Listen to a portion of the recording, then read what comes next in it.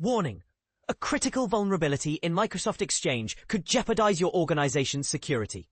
The Cybersecurity and Infrastructure Security Agency, CISA, has issued Emergency Directive 2502, urging immediate measures to mitigate a dangerous vulnerability in Microsoft Exchange that affects hybrid joined configurations. This directive, issued under Section 3553H of Title 44 of the U.S. Code, gives the Secretary of Homeland Security the power to require agency heads to take lawful actions to protect and secure their information systems when facing significant cybersecurity threats. In addition, the authority is delegated to the Director of CISA under the Homeland Security Act of 2002.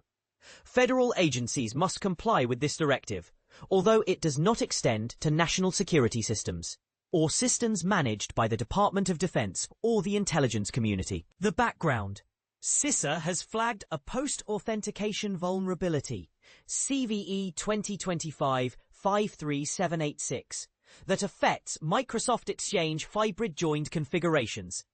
This vulnerability could allow an attacker, once they gain administrative access to an on-premises Exchange server, to move laterally into the Microsoft 365 cloud environment.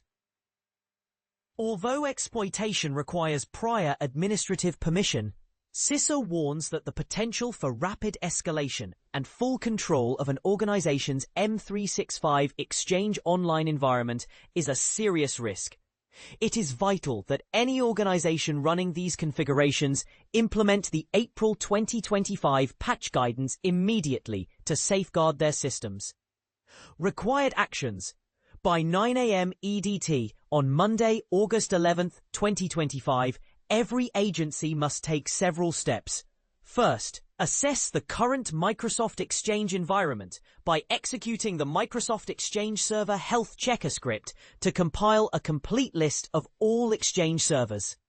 This assessment should include identifying the current cumulative update CU level, such as CU14 or CU15 for Exchange 2019 and CU23 for Exchange 2016, and determining whether the servers qualify for the April 2025 Hotfix Updates, HUs.